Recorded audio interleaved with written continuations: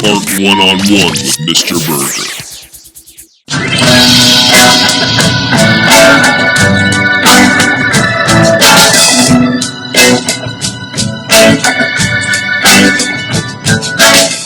Welcome to another episode of Art One-on-One. I'm Nichole Jordan, alongside your professional artist and master educator, Mr. Burgher.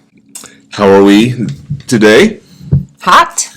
Yes, we are in the crux of August. Today is my oldest daughter's birthday. We just had my son Hank's birthday during this week, so exciting times. It is fun times. Lots going on. And school is right upon us. That makes me happy. So my kids are going back to school, which means more structure. Routine is good, can be good. So we're going to celebrate a little bit today.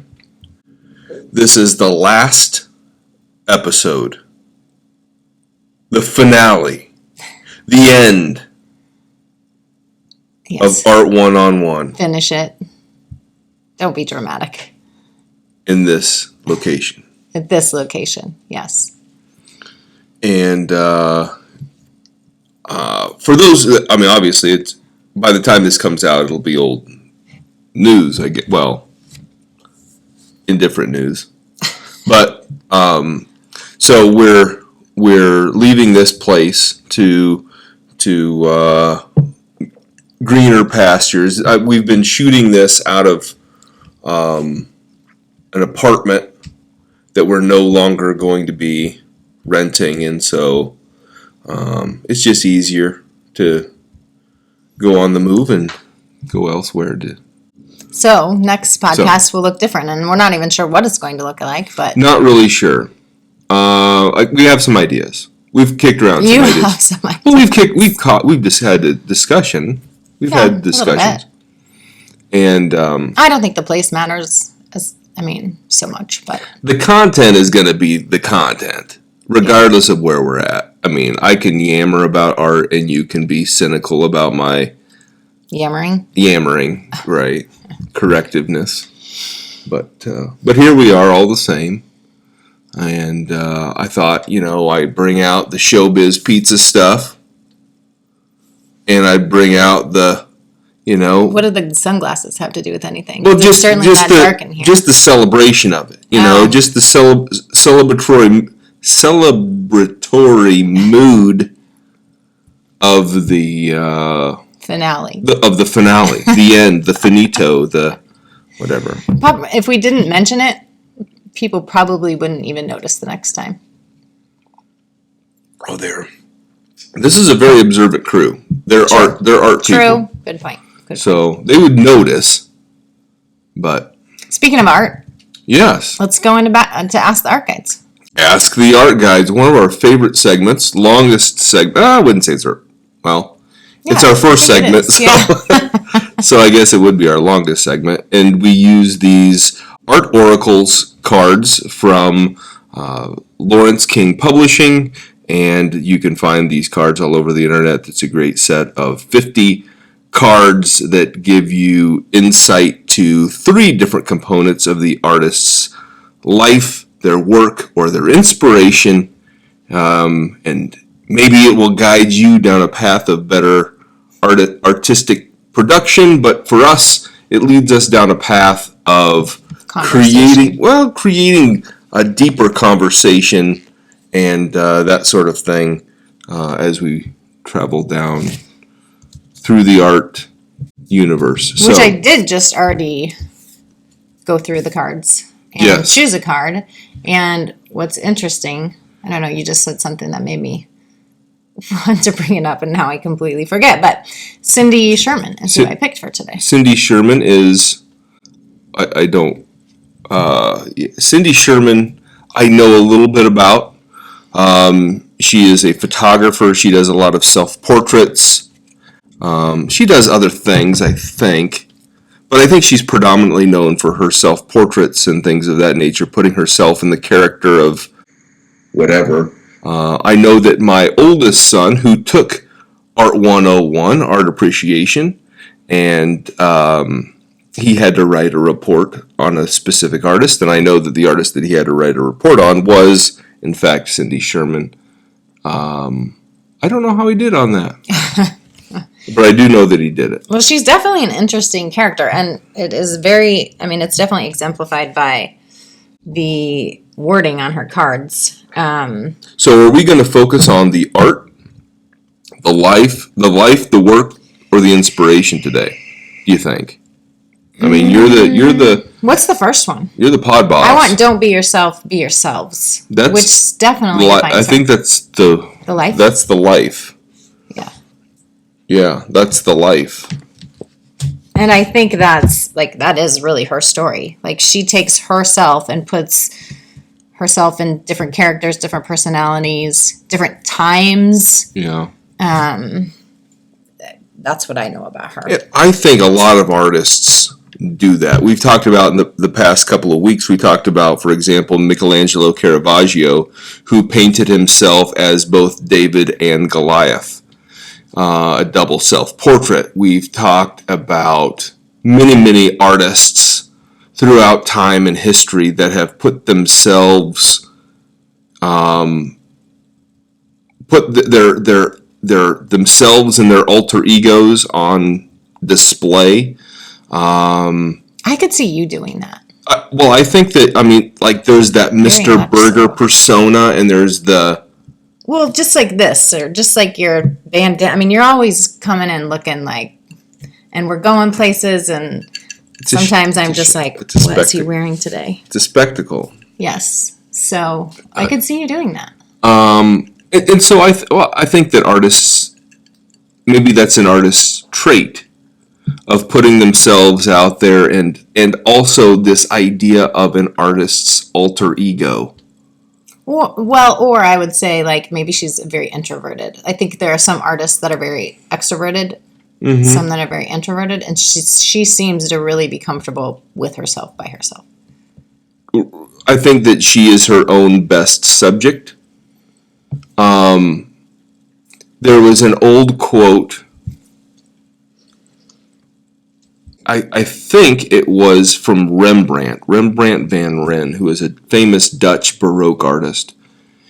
And I believe it was him. I could be wrong, but I believe it was him, who said that he loved doing self-portraits because he was always available, he was always free, and he didn't have to pay for a model by that. And he would hold still, he would move the way he wanted to be moved. All he had to do is look in a mirror and he's ready to go. It's easy. Yeah. Easy peasy. And there are, you've got artists like Vincent van Gogh, Pablo Picasso, Rembrandt van Rijn, Max Beckmann, Norman Rockwell. You've got, Andy Warhol, Jean-Michel Basquiat. You could go on and on and on and on and on of artists that take themselves and put themselves into what it is that they're doing, whether you're talking about contemporary artists like a Cindy Sherman or historic artists like, Raphael Sanzio, the Renaissance painter, who literally put himself in his own painting of the School of Athens, and that's where the first ideas of putting yourself into your artwork began, when he was painting the School of Athens, and he puts himself in as a student of the School of Athens, but at the head of the classroom, you have the two great philosophers, I have no idea. Plato and Socrates. That's right, Plato and Socrates standing at the front of the classroom, and Plato, who was looking like Leonardo da Vinci, painted up there holding his book and doing the whole thing, pointing to the heavens, saying, "Do not forget divinity," while Aristotle is pointing to the earth, saying, "Yeah, but also don't forget that we're humans on Earth. We can't forget that we're here. We need to think about science, not just theological things." I have never seen that. I would like to see that. The School of Athens? The portrait or the picture. Yeah, well, it's a piece of art. It's a great piece. It's at the Vatican. We'll have to go to Vatican City one day. How about that? Wonderful. How'd that be for you? Sounds amazing. Wonderful. Well, I mean, just to kind of put it into perspective, like I was thinking about, man, she would really fit in today, Cindy Sherman, just because, I mean, you've got social media, you've got all those. She's still alive. I know, but how old is she now? She's old. Yeah, so maybe she's on social media, maybe not, but she probably would love it and would have utilized it because there's so many, what are those called, like filters and whatever, where you can change. No. I don't think she'd be into filters, though. I think she'd be more into just being in the costume. Like, well, isn't that what filter? Like, you can put different. What are those called on when those filters where you like your face looks like a dog or a parrot or something? Yeah. Yeah, I don't. I mean, maybe. I don't know. I've never asked her. We'll shoot her an email. Okay. If Cindy Sherman is watching, do you love filters? Well, and social media, like there should be a Cindy Sherman filter. Well, she's there. You go. Well, she's always talking about, I think, being authentic, or like this card says, like authenticity seems to be important to her. And for sure, I think you're right. I mean, that's what social media is supposed to be used for today. Although I do not think.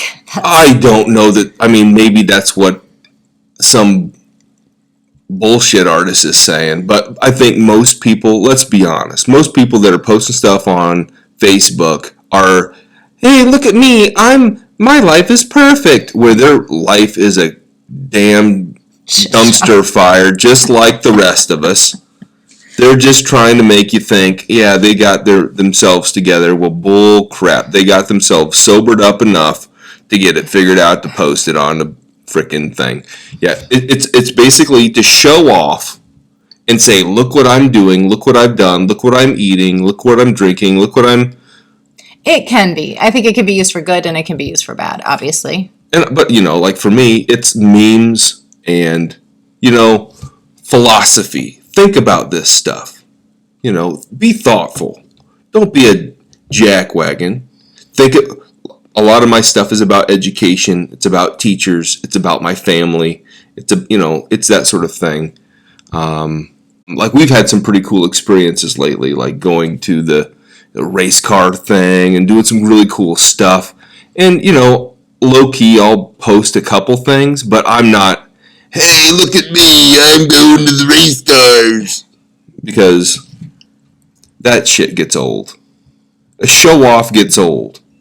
And I think it was once said, there's nothing worse than a good example.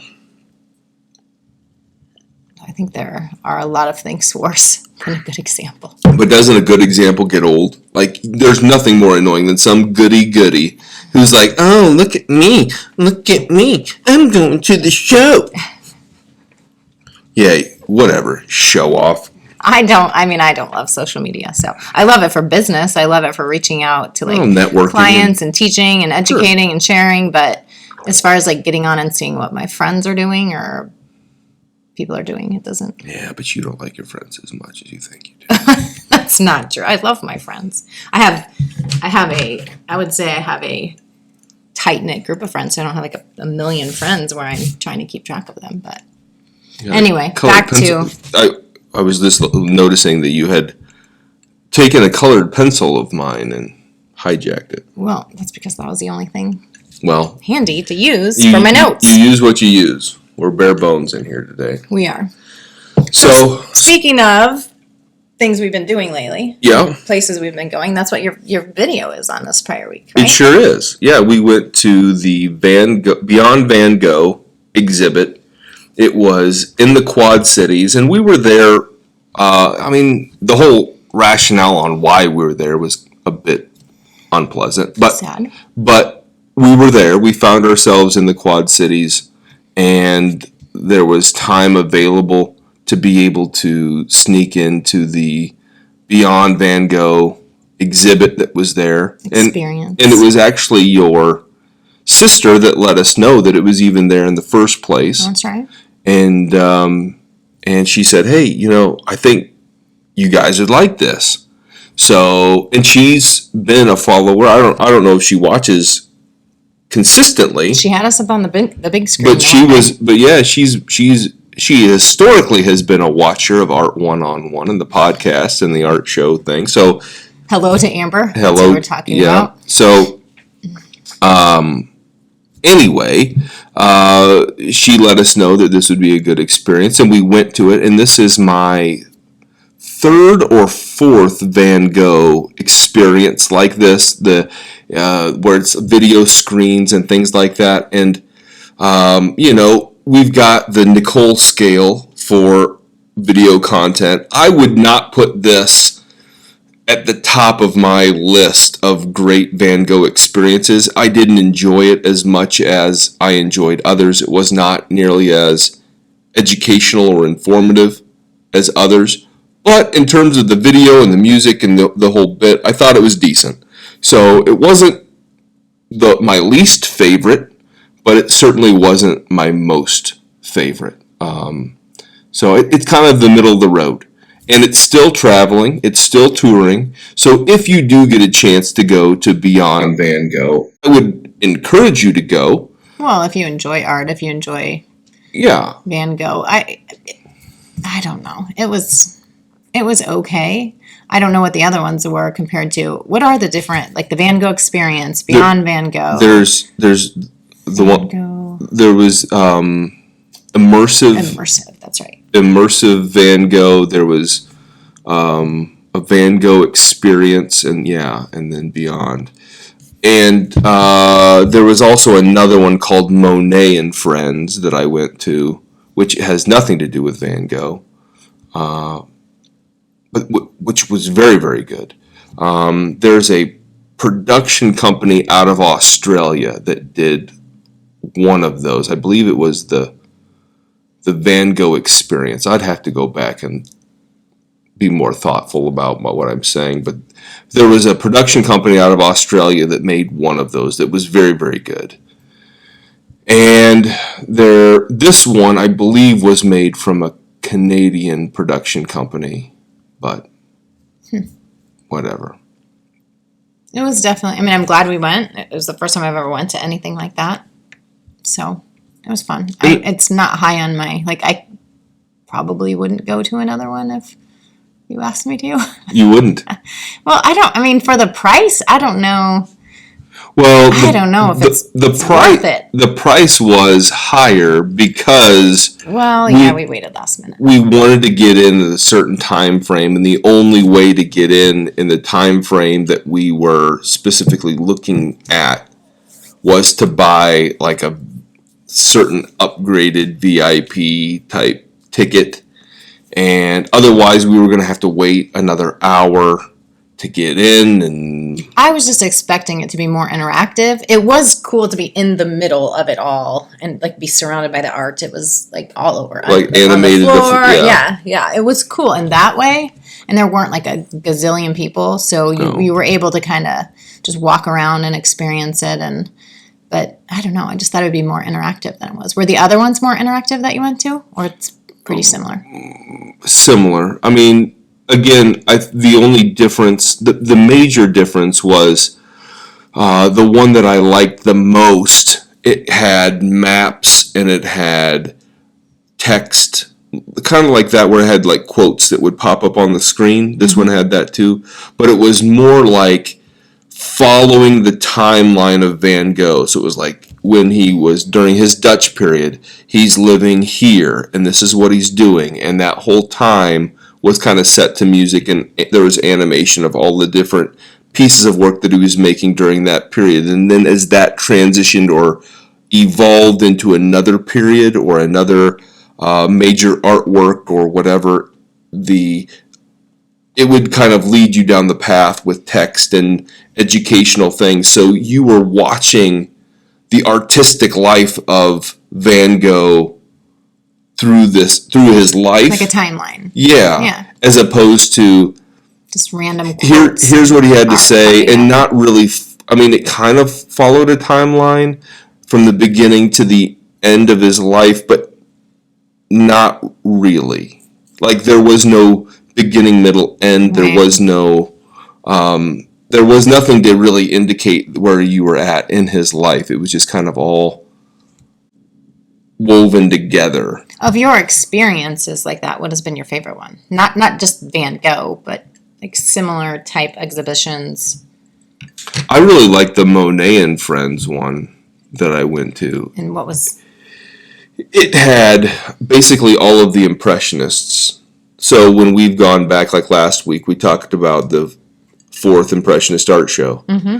So it's got Monet and Renoir and other Impressionists and Post-Impressionists. So it's not just... It's basically all of the art that was happening in Paris in the late 1800s. So it's like 1880 to about 1900. And it's like, it's very thematic, and it talked about all of the different artists. It showed all their different self-portraits. It showed how they worked similarly, everything kind of weaved. Weaved, was woven together. But at the same, so it wasn't really as educational as that one particular Van Gogh exhibit that I was. But the Monet one, because the work was so different, and it was really fun. Like they had the cabaret shows, they had all of like the Toulouse-Lautrec, Moulin Rouge type works, and all of the different cabaret show type works, and the music behind it, and the Folie Bergère or whatever it's called. It's like a known burlesque type place. But I know none of these things that you're talking about. It doesn't matter. The point is that like the Monet and Friends was. Is that still going on, or that just was something happening? I think they travel around. Whether or not it's still moving and traveling, I do not know. I'm sure that somebody with a steady hand and a googly thumb could figure it out. But I'm not. I've already gone to it, so I'm not doing a lot of research, unfortunately. Do your own research. I did. Speaking of research, I did my job this week. Which job? My one of many jobs for you. Journeying into the archives. For those of you not keeping score, we did not have a journey into the archives last week. We started it. It was actually edited out. It was on the scrap room floor, that file. Did you put in? I mean, because you really... No, I edited it all out. Surprisingly. Because I think you wanted to scold me in front of everyone. Well, I felt bad for you. Yeah, right. I did. Which is why I didn't put you on public blast. You're so kind. You're so kind. So thoughtful. Not this week, though. Empathetic. That's my middle name. Yeah. Empathy is something... What's the opposite of empathy? I don't know, but I'm not the opposite of empathy.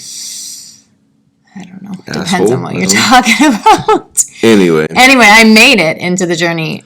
Journey into the archives was a journey that you went down this week. I did. Okay. It's hard to choose. It really is. Like, I want to go into the old ones where you're just starting so I could just, like, rip you apart. It's your journey. But I don't know that will do anybody any good, because I have publicly said the first 3 or 4 videos, the oldest... They're awful. I've not watched them. The information isn't bad. It's just they're just hard to watch. In this particular one, you talked about your videos being educational and entertaining, which I thought, like, I'm sure we've talked about this before. Yeah. I said that in the video? Yeah, and I was like, that is a big part of your, like, what you love about it. Like, you love educating people, but you also love entertaining people. Like, with what you're doing right now with your sunglass vibe and you're just wanting to entertain. Or around the house, you like to entertain people. I don't know you like how to be to the take center. that. That's not a bad thing. It sounds like I'm a show off brat kid No. Hey, everybody, look at me. Exactly. No, okay, just because you like to entertain people, Yeah, you kind of like to be the center of attention, just See, like with your clothes. When you say things like... That is not a bad, or introverted. I don't want to, like, give me a book and send me on my way by myself and I'm good. I was going to say you're more, but you're not more extroverted than I am. I can be very introverted at times. Yeah. As I'm saying that, I'm like, yeah, you're definitely more introverted than I am. I can definitely But you like entertaining and you like educating, and which is why you love doing the podcast so much and your YouTube videos and providing content to people. It's a way for you to, it's like art for you. It is art for you. It is. I think that making the videos and making the content, doing the things that I do, it's not painting and it's not drawing, and this is never going to find its way onto the wall of a gallery space. And I'm cool with that. But at the same time, I think it's a document, it's a living thing. And one of the things that I've said over and over and over and over again is that a lot of my videos are some of the video content that I've produced in the past is a record of me and my family and I think about my kids, and I'm gonna not be emotional. I got my sunglasses on, so you can't see my eyes watering. But my dad passed away when I was 15 years old, and the age gap between me and my dad was the exact same, almost to the day, of the age gap between Hank and I.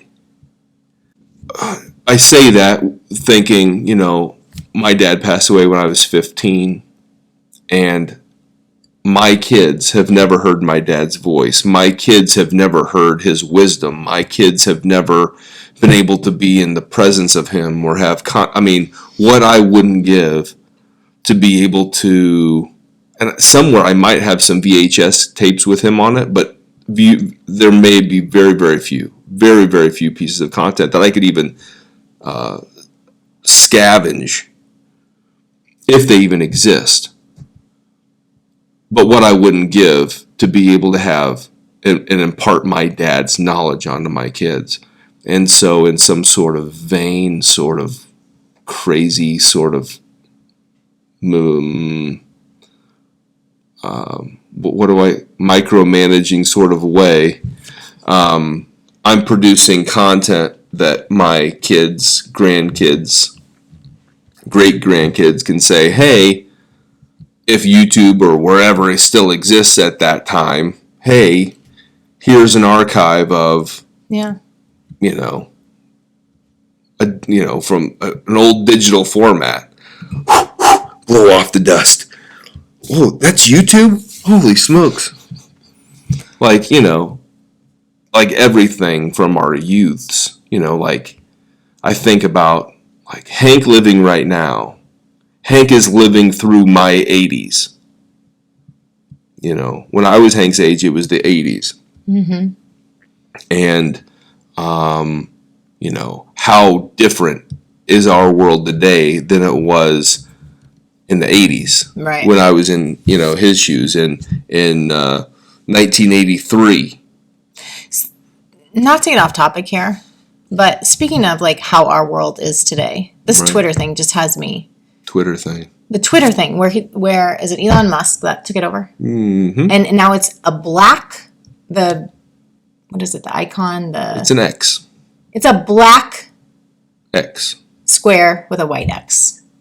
There's got to be, what's the meaning behind that? I don't know. Why did he choose that? You're asking the wrong dude. It just seems it just feels like a dark meaning behind it to me. I don't know. You never thought about why? It's ugly when you pull it up on your phone. It looks awful. I'll be honest. There's a lot of social media stuff that I use, and I do have a Twitter account. I only have Twitter because of my kids' sports. X account, whatever you call it now. Yeah.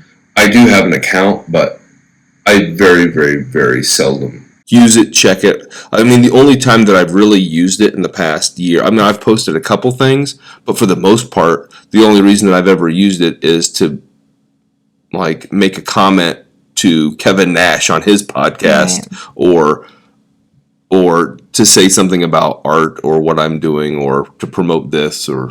I don't know. I just feel like that app, the art they're using for that app, it feels appropriate because it's so, I don't know, it's awful. And I think Twitter is... I'm not a big Twitter, Xer, whatever you call it. Xer. Okay. I'm a Gen Xer, but that's about as X as I get. Off topic. I'm just wondering if other people noticed that or felt that, or I was like, okay, this is just, I don't know. So hit me the wrong way. We began this conversation by talking about our journey into the archives. Yes. And we never got... We're slowly getting back there. I'm actually kind of taking on your role right now of jabbering on and on, and getting sidetracked. That's normally what you do. But so let me bring you back. I can take myself. I can bring myself back. Oh, you can? Back. Yes. Well, that's a difference. Yes, because I tied in, like, the fact in this video, I thought it was cool that you brought that up. And it was interesting because I never really thought of it that way, that you love it for education and entertainment purposes. Right. And this video in particular was, it was called The Problem We All Live With. The Problem We All Live With, which is 2 years ago.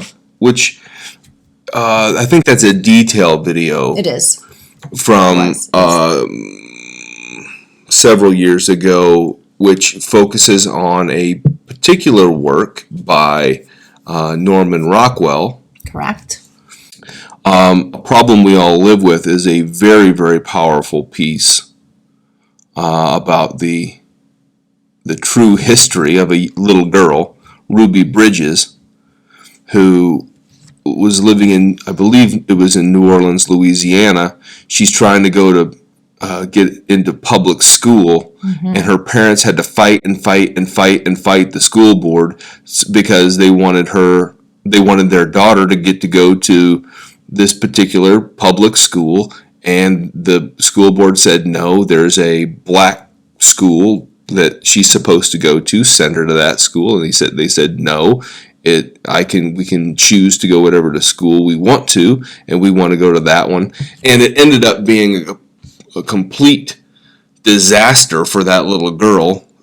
She had to get ushered into the school by United States Marshals. Right. And she's called names and had stuff thrown at her, and basically a riot take place all around her. That's a tough, to prove a point, but then I think the point that they're proving is amazing, but putting your child, your first grader, through that, I don't know. I thought a lot about that one. And the experience, a big part of why kids go to school. Hank just is starting kindergarten, and a big part of my push to him starting school it's not necessarily the education, as stupid as that sounds. Because eventually kids are going to get it, they're going to be exposed to it, they're going to have opportunities to learn in all kinds of different ways, and it is what it is. But for me, a big part of going to school is the learning to have socialization. Yeah. And Ruby Bridges goes to school, and the only person in her class was her. There were no other kids. She was not put in a classroom full of white kids. Really? She was put in a classroom by herself. She had her own bathroom in her own wing. She had recess by herself. She ate lunch by herself. And the only other person that she saw or interacted with the entire day was her teacher. And it was one teacher who had her the whole day. Mm-hmm. She didn't have, like today, kids have their, what they call specials, which I think is kind of a slap in the face. Art should not be special. It should be a part of learning. It's not like, okay, now you're going to your special class. Well, same thing with physical education. Every kid should be exercising. Physical education, music, art, basic computers, all of those things. In high schools, we call them electives.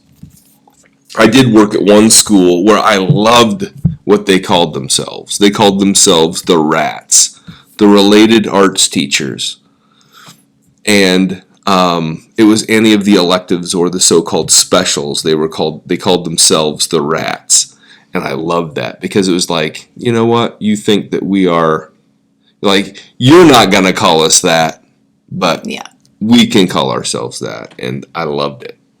But not to get off on a tangent on educational things, but you know, I understand why they call it a special, because it's not the typical classroom. They're going out of their normal classroom into a secondary space, but still it shouldn't be like, you know, and I can't tell you how many times I've heard some snot-nosed little prick say something like, oh, what the hell do you know? You're an art teacher. Yeah, I've got a master's degree in education. I can literally, I can teach you lots of things if you pay attention, because I promise you, I know more about history of the United States or the world, and I've seen more of the world than 70% of the people you probably know. Well, you do, but there are some art teachers that would be, they're just in it. They're just there. I don't know that I could say that most art teachers are in it just to be there. No, did I say most?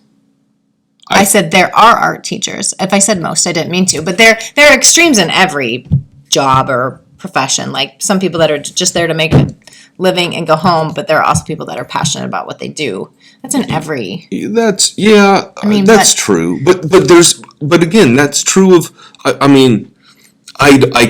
don't know any. But I'm sure that there's a first grade teacher out there, or a second grade teacher, or a PE teacher, or a... You are so full of shit if you are going to say that you don't know teachers that are just there for a paycheck. I don't know any elementary teachers that are. I personally do not know. Okay. I do know teachers that are there for just the page. I do know of teachers that literally hung on a couple of years so that they could bump up their retirement. Or whatever, but we don't need to even get into that. But back to we've had multiple conversations about. I've been scolded.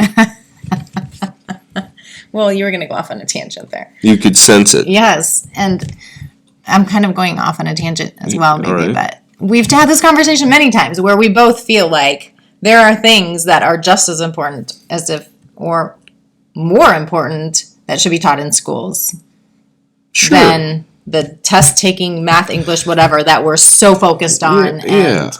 Being able to take a standardized test is not, to me, the most important thing. And I think that it used to be those high-stakes tests were the end-all, be-all of education. And I think that those are still used and they still have value, but I also think that a lot of times we're slowly recognizing that there's other things, Yeah. And again, I think that self-motivated, responsible, empathetic, creative, yes.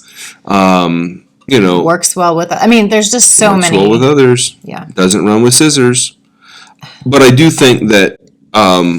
That particular work by Norman Rockwell is one of his, and again, Norman Rockwell, he did all of those Saturday Evening Post covers where it was little white kids with red hair and freckles sliding down or playing with grandpa or fishing off the dock with his puppy dog. Yeah. And that sort of thing, like very white. Not by his choice though. He was being micromanaged. He was being told. He was being managed by editors and other people that said, if you don't make the types of covers we want, we won't buy your covers. So he was basically forced to make those things. And when he finally told the Saturday Evening Post, stick it, I'm going down the road,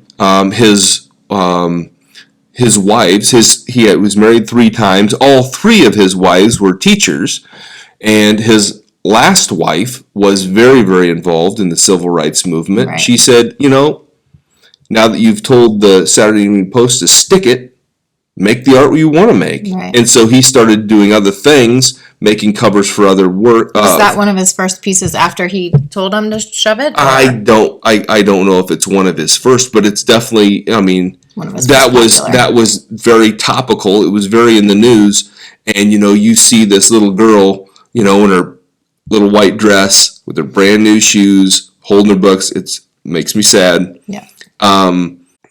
She's just trying to go to school to get it, because her parents told her to, and she's got to walk through she didn't know what the hell she was getting She got to walk through a stupid mob of morons because people think, people thought the way they did in the 50s and 60s, and it's just, I mean, I'm glad that our world has evolved from there, but our world has a long way to go. Yeah. Unfortunately, our world still has a long way to go before we really start to... I just watched something the other day, which maybe I shouldn't even bring this up, but it was like there are more slaves in this world now than ever in history. Oh, I've never heard that. I don't know where I read that. Maybe it's... But it was something... Well, but I mean, like human trafficking and things like that. And they're including things like that in there, but... I was like, what? Yeah, I mean, really? There's a lot of abductions and human trafficking, and those are real issues. Those are real issues that aren't. Unfortunately, there's not a lot of coverage and focus on those things. But and again, not to compare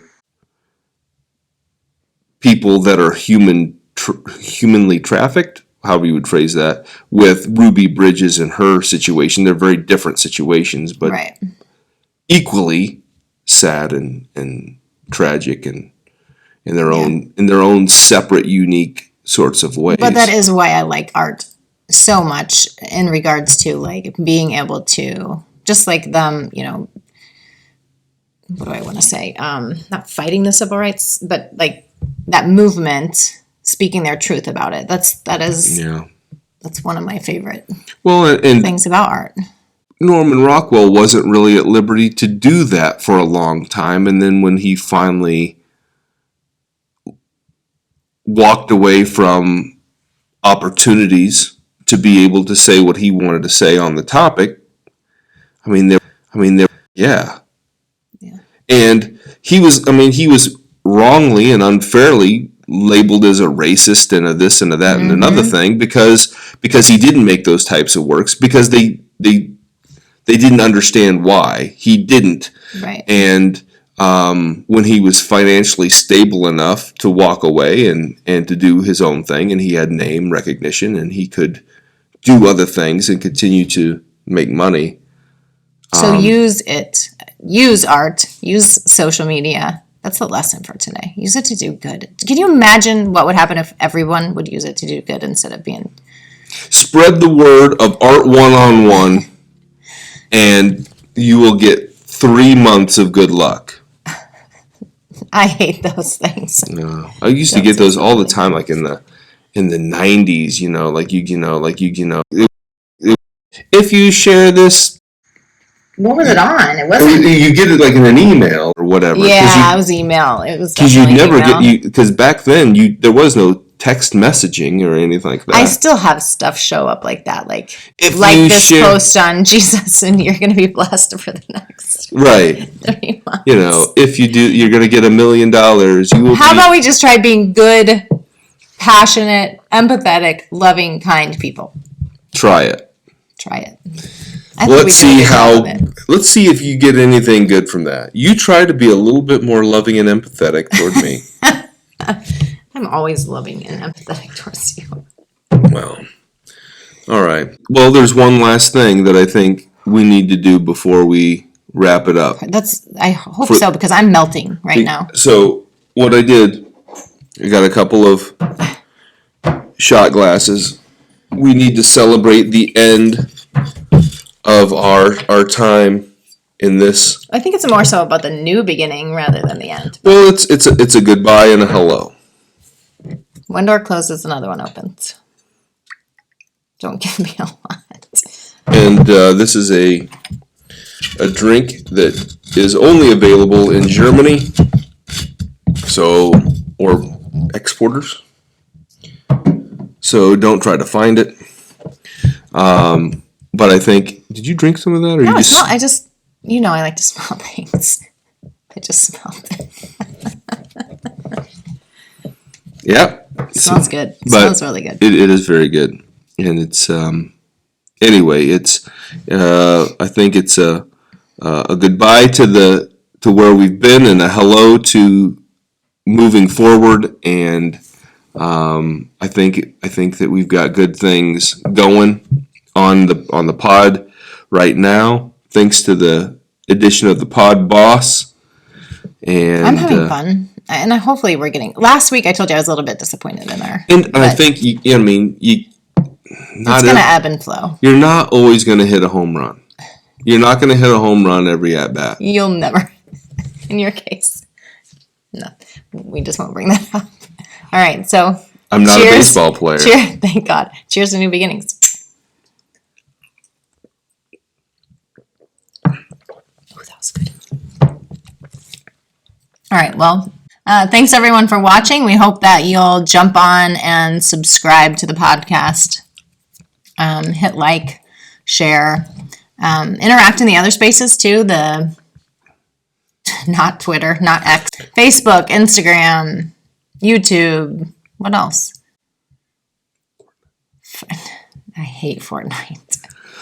Not Fortnite. All right. Say Fortnite. Fortnite. That's how I feel about Fortnite. I'm editing all of that out. All right. Say I love. I'm not saying I love anything. Yep, I love Fortnite. You do? I knew yes, you. No, you do. You just said it. No, I did not. Yes, you did. No, I did not. Oh, replay that. I love Fortnite. See? Told you. All right. Thanks everyone for watching. Have a good